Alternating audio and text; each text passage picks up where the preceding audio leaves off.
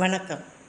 கோதை தமிழ் காணொளி மற்றுமொரு அரசியல் காணொளியில் எனது பதிவு. நாளை தமிழ்நாட்டில் அசெம்பிளிக்கு 2026 வருடத்திற்குரிய வாக்குகளை அனைவரும் செலுத்த இருக்கிறோம். அந்த நேரத்தில் எல்லோருக்கும் எனது மனமார்ந்த வாழ்த்துக்களை சொல்லிவிட்டு எனது இந்த கருத்து பதிவினுள் நான் செல்கிறேன். இதில் வேறு ஒன்று பெரிய முக்கிய விஷயமில்லை. யாரும் தவறாமல் போய் வாக்களிக்க வேண்டும். முதல் வேண்டுகோள் அதுவாகத்தான் இருக்கிறது. அடுத்து, இந்நேரம் யாவரும் தங்கள் மனதில் என்ன நினைத்திருக்கிறார்களோ அதை சிறிதும் மாறாமல் மறுநாள் காலையில் எந்த குழப்பமும் இல்லாமல் பதிவிட்டு வரலாம். அவரவர் மனதிற்கு தான் தெரியும் அவர்கள் எப்படி யோசனை செய்திருக்கிறார்கள் என்று. என்னை பொறுத்தவரையில் ஒரு 3 சுருக்கமான திட்டங்களுக்குள் நாம் நின்றுவிட வேண்டும். நாம் எதற்காக ஓட்டு போடுகிறோம், யாருக்காக ஓட்டு போடுகிறோம், எப்படிப்பட்ட சூழ்நிலையை விரும்பி நாம் ஓட்டு போடுகிறோம் என்பதையெல்லாம் நாம் தெளிவுபடுத்தி கொண்டு இந்த முடிவை எடுத்திருக்க வேண்டும். சமீபத்தில் டெல்லியில் நடந்த ஒரு பாஜகவின் ஏமாற்று மசோதாவை எதிர்க்கட்சிகள் அனைவரும் சேர்ந்து முறியடித்திருப்பதை நாம் அறிவோம். பெரிய ஆபத்திலிருந்து நாம் காப்பாற்றப்பட்டிருக்கிறோம் என்பது உண்மை. அது எந்த நேரம் மிக விரிவாக நான் இதில் பேச விரும்பவில்லை. இதற்கு முன்னால் உள்ள ஒரு பதிவில் அதை பற்றி சொல்லியிருந்தேன். அதே இடத்தில் இன்று அந்த மசோதா முறியடிக்கப்பட்டு விட்டது. இனி நாம் நம் தேர்தலை நோக்கி செல்வோம். அடுத்து நீங்கள் தேர்ந்தெடுக்கப் போகும் கட்சி, அந்த ஆட்சி அமைக்கும் கட்சிக்கு ஒரு ஸ்திரத்தன்மை இருக்கிறதா என்று நாம் பார்க்க வேண்டும். அடுத்து, அது எந்த வகையிலும் இந்த தொங்கு சட்டமன்றம் என்று சொல்கிறார்களே, அதுபோல் அது வந்துவிடக்கூடாது. அது மாநிலங்களுக்கு நல்லது அல்ல. அது காரணம், அனைத்து பிரிவினருக்கும் எந்த கட்சி எடுத்தாலும் நம்மிடம் இருக்கும் 59-55% இடஒதுக்கீட்டில் எல்லோரும் சமமான வாய்ப்பை பெறுகிறோம்.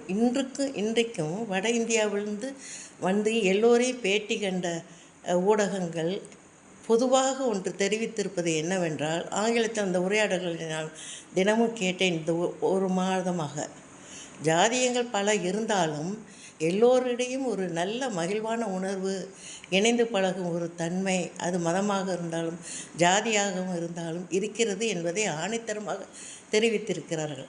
அதனால் மாநிலத்தில் கூட்டணி அமைச்சரவை நமக்கு அவசியம் இல்லை. மத்திய அமைச்சரவை நமக்கு வேண்டும். காரணம், 30க்கும் மேற்பட்ட மொழி, இன, கலாச்சாரங்கள் மிகுந்த மாநிலங்களுக்கு சரியான ஒரு முக்கியத்துவம் வேண்டும் என்றால் அந்தந்த மாநிலங்களுக்கு அவ்வப்போது ஒரு அமைச்சர் அங்கு இருக்க வேண்டும். எல்லா மாநிலத்திலிருந்து வருபவர்களும் பிரதமராக இருக்கக்கூடிய உரிமை உண்டு. அதற்கான வழிமுறையை நாம் என்றைக்கும் விட்டுவிடக்கூடாது. அதனால் அங்கு நமக்கு தேவை.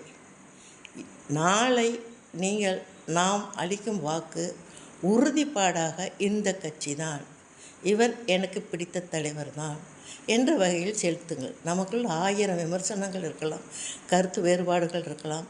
ஆனால் சண்டை சச்சரவுகளுக்குள் நமது அரசியல்வாதிகள் போய் நுழையாத வண்ணம் நமது வாக்குகள் ஆணித்தரமாக விழ வேண்டும் என்பதே எனது வேண்டுகோள். இன்றைக்கு 4 கட்சிகள் தான் உள்ளன தேர்தல் களத்தில். அதிமுக கூட்டணி, திமுக கூட்டணி, தமிழர் வெற்றிக் கழகம், நாம் தமிழர் கட்சி, மற்ற சில உண்டு. பட் இந்த 4 தான் பிரதானமாக பேசப்படுகின்றன. இவற்றில் பல கணிப்புகள் மறுபடியும் திமுக கூட்டணி வரும் என்றும் 1-2 அதிமுக கூட்டணி வரும் என்றும், இந்த 2க்கும் இடையில் தமிழர் வெற்றிக் கழகம் விளையாடுகிறது என்று எல்லாம் பேசுகிறார்கள். அதெல்லாம் ஒரு பக்கம் இருக்கட்டும். நம் மனதிற்கு என்ன தெளிவோ அதில் நாம் நிற்போம். நாளை ஏப்ரல் 23 அனைவரும் சென்று ஒரு ஸ்திரத்தன்மை கொடுக்கக்கூடிய ஒரு முதல்வருக்கு அவரை நினைத்து, அடுத்து ஒரு நிலையான ஆட்சியை, ஒரு நிலையான நல்ல திட்டங்களை எந்த கட்சி கொள்கை வடிவில் நமக்கு அமைக்குமோ அந்த கட்சிக்கு வாக்கு அளிப்போம்.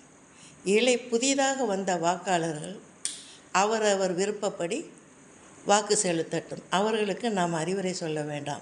முதல் முறை அவர்கள் அளிக்கிறார்கள், அளிக்கட்டும். பிறகு அவர்களாகவே அவர்களது அனுபவத்தில் தெரிந்து கொள்வார்கள். நன்றி, வணக்கம். எல்லா கட்சி வேட்பாளர்களுக்கும் எனது வாழ்த்துக்கள். நாம் அனைவருக்கும் நமக்கே வாழ்த்து சொல்லிக்கொள்வோம். நாளை ஒரு மனதாக ஒரு நிலையான ஆட்சி கொடுக்கக்கூடிய ஒரு கட்சிக்கு பெருவாரியான வாக்குகளை செலுத்தி இந்த ஜனநாயக மாண்பை காட்போம். நன்றி, வணக்கம்.